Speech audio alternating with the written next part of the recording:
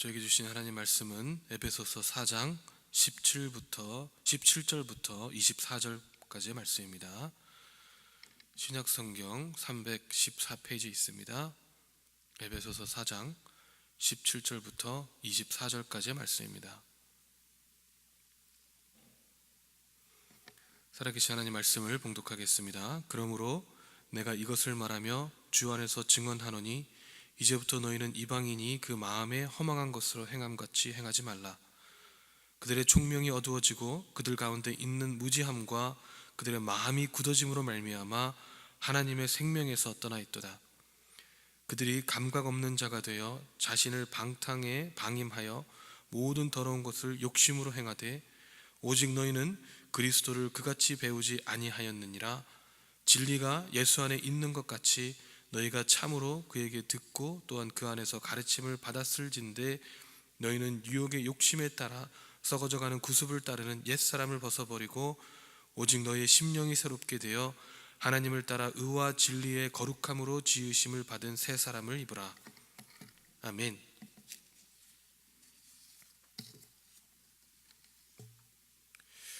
이 TV를 보니까 이 교회 오빠라는 말이 TV에 나오더라고요.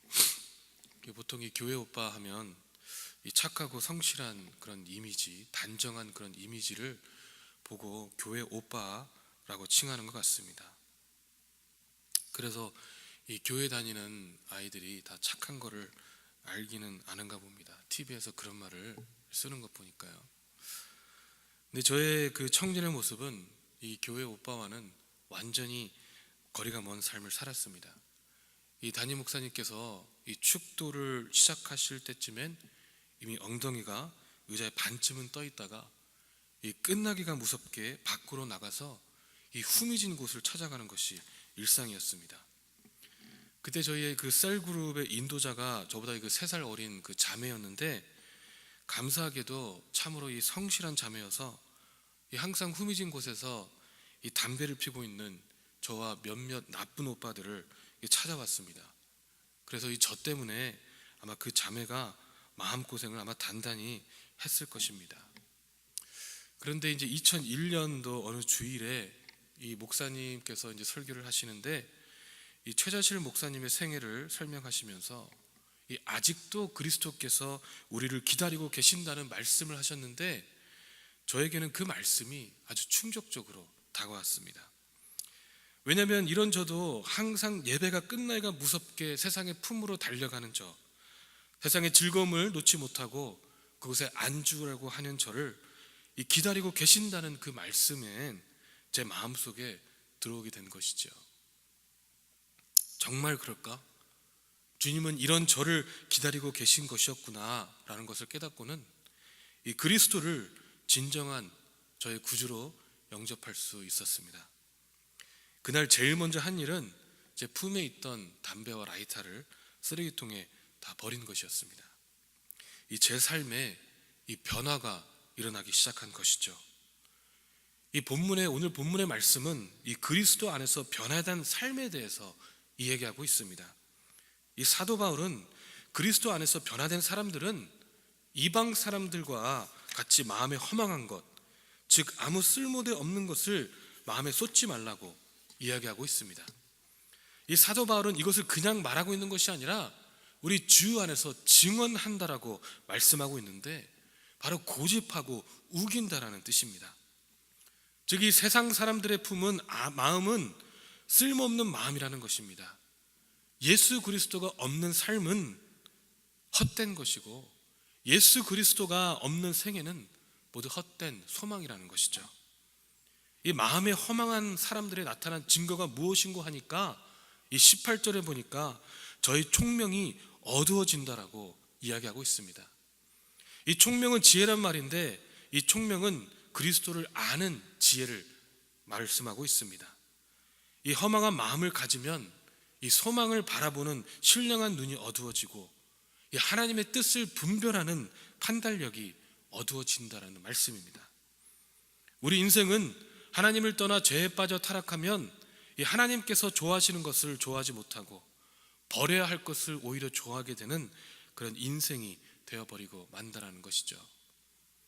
이 빌립보서 3장 19절에 그들의 마침은 멸망이요 저희의 신은 배요 그 영광은 저희의 부끄러움에 있고 땅의 일을 생각하는 자라라고 말씀하고 있습니다. 우리는 어떠한 이유에서든지 하나님에게서 멀어지거나 떨어지지 않도록 조심해야 할 것입니다. 그래서 우리가 정말 조심해야 할 것은 바로 죄라는 것입니다. 그리스도 안에서 구원을 받은 우리들은 죄에서 자유하지만 그렇다고 해서 죄를 져도 괜찮다라는 말이 아닙니다. 이 한번 그리스도를 주라 시인한 우리들이 이 구원이 죄를 진다고 없어지는 것은 아니겠지만 그렇다고 우리의 삶이 죄를 짓는 삶이 된다면 안 된다라는 것이죠. 우리가 주님 앞에 회개하고 돌아서면 주님께서는 우리를 얼마든지 용서하여 주십니다.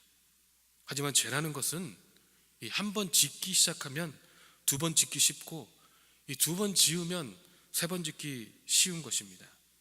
이 한 번의 죄가 천국에 가는데 지장이 있겠냐는 식으로 이 가볍게 생각하고 마음의 긴장이 풀면 훗날 나도 모르게 하나님과 멀어지게 돼 있다는 것이죠. 또 말씀하시기를 마음이 굳어진다고 했는데 결국 우리 마음의 굳어짐으로 회개할 수 없는 상태가 되어버리고 만다라는 것입니다. 이렇게 되면 우린 정말 무서운 상태에 빠지게 되는데 하나님의 생명에 떠나게 된다라는 것이죠. 여러분, 우리의 마음은 어떤 곳에 가 있습니까? 허망한 곳에 있습니까? 아니면 하나님 말씀 가운데 있습니까? 아직도 세상의 모습에서 벗어나지 못한다면 여전히 우리를 기다리고 계시는 주님을 바라보시기 바랍니다. 제가 이 담배를 피웠을 때를 생각해 보면 이 담배를 처음 피웠을 때는 이 속이 메스꺼리고 이 토할 것 같고 그러더라고요. 그럼 거기서 멈추면 좋은데 이 괜히 남자가 이것도 못하면 쪽팔릴 것 같아서 계속적으로 이 피고 죽을 것 같은데 다시 피고 그랬던 기억이 있습니다. 이 정말 웃긴 것은요, 그렇게 처음엔 메스꺼리고 토할 것 같은데 이 담배를 계속 피우다 보니까 이 어느 사이에 메스꺼림이 감각이 없어지더니 이제는 아예 담배를 찾게 되더라는 것이죠. 이 담배를 피우면서 갖게 되는 어떤 쾌감을 이제는 즐기게 되더라는 것입니다. 근데 여러분, 이 죄라는 것이 그렇습니다. 이 죄는요, 중독성이 있어서 한번 빠지기 시작하면 이 헤어나오기가 참으로 힘들어집니다. 이 처음에는 죄를 저지르면 마음이 불안하고 하나님 앞에서 죄스럽고 이 부끄럽고 그러는데 이 죄가 반복될수록 이 죄에 대한 무감각해지는 것이 우리의 모습이라는 것이죠. 오늘 말씀 19절에는 이 감각 없는 자가 되어라고 말씀하고 계시는데 이 무엇에 대한 감각이 없는 건고 하니 바로 진정으로 우리가 하나님께 반응해야 될 것들, 이 하나님에게 관한 것, 영적인 것에 대한 감각이 없어졌다는 말입니다. 이 이방인의 마음과 같이 허망한 생각으로 살아가니까 이 무지와 마음의 완고함으로 이 지각이 어두워져서 이 하나님으로 생명이 떠나가게 되고 수치의 감각을 잃게 되고 몸을 방탕에 내맡기고 탐욕을 부리고 모든 더러운 일을 하게 되더라는 것입니다. 이 세상의 모습과 세상 속에서 살아가는 모습에 대해서는 민감하지만 하나님께서 부르시고 초청할 때는 이 무지한 것이 우리의 모습이 되어버리고 된다는 것이죠. 기뻐야 할 것에선 둔하고 이 기뻐하지 말아야 될 것, 더러운 것엔 더 민감한 반응을 보이는 세대로 변했다는 것입니다. 이 마태복음 11장 17절에 보니까 우리가 너희에게 피리를 불어도 너희는 춤을 추지 않았고 우리가 곡을 해도 너희는 울지 않았다. 아멘 이라고 말씀하고 있습니다.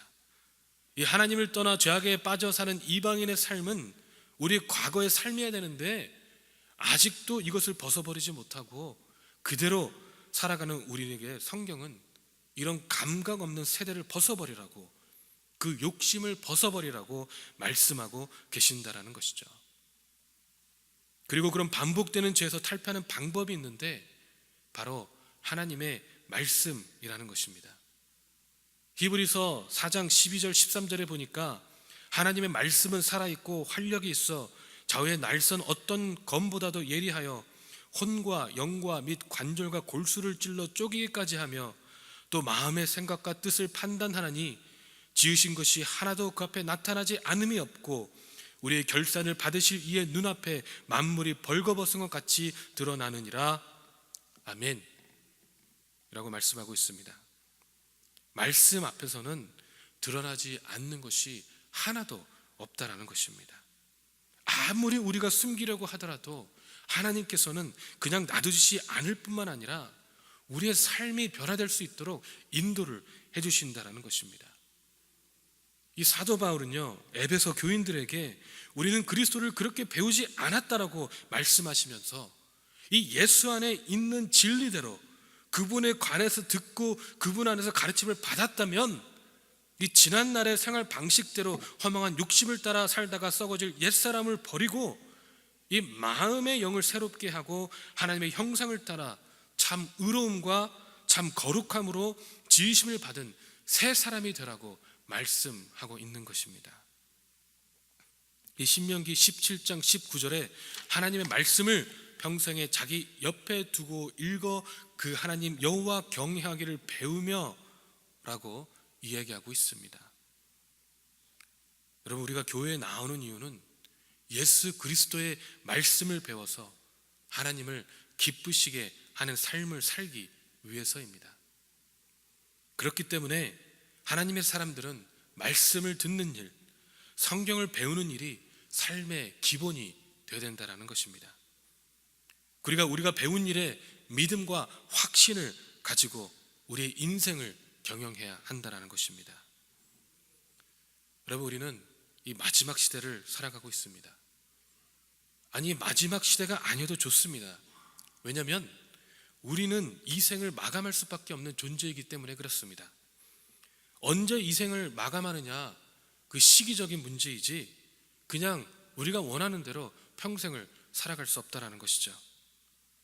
그렇다면 우리가 언젠가는 주님 앞에 서서 심판을 받는 대상이라면 이 세상을 어떻게 살아갔느냐가 예수 그리스도 앞에서 다 드러나게 된다면 우리는 옛사람을 벗어버리고 새 사람을 입는 이 영적인 싸움을 계속해서 이 우리들로 하나님이 기뻐하실 만한 온전한 새 사람으로 살아야 되는 것이 아니겠냐라는 것이죠. 새 사람은 바로 그리스도를 닮아감으로 새 사람이 될 수 있습니다. 이 날마다 숨쉬는 순간마다 그리스도를 알고 그리스도를 알리는 저와 여러분 되시길 주님의 이름으로 축원합니다. 기도하겠습니다. 사랑의 하나님, 참으로 감사합니다. 우리가 알지 못했고 죄인이었지만 그럼에도 불구하고 주님께서는 먼저 우리를 용서하시고 먼저 우리를 위해 십자가에 못 박히시고 그리고 이제는 새 사람으로 칭하여 주심, 새 사람으로 입혀 주심에 너무나도 감사드립니다.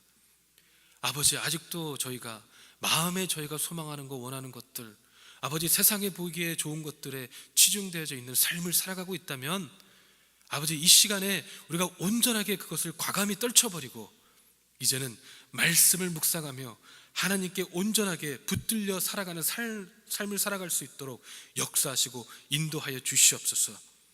매일 말씀을 묵상함이, 매일 기도함이, 매일 찬송을 부름이 우리의 기쁨이 될 수 있도록 인도하시고 그 기쁨이 우리 안에 충만함으로 아버지, 우리의 주일까지도 변화시킬 수 있는 아버지, 그러한 주님의 자녀들이 될 수 있도록 아버지 역사하시고 아버지 인도하여 주시옵소서.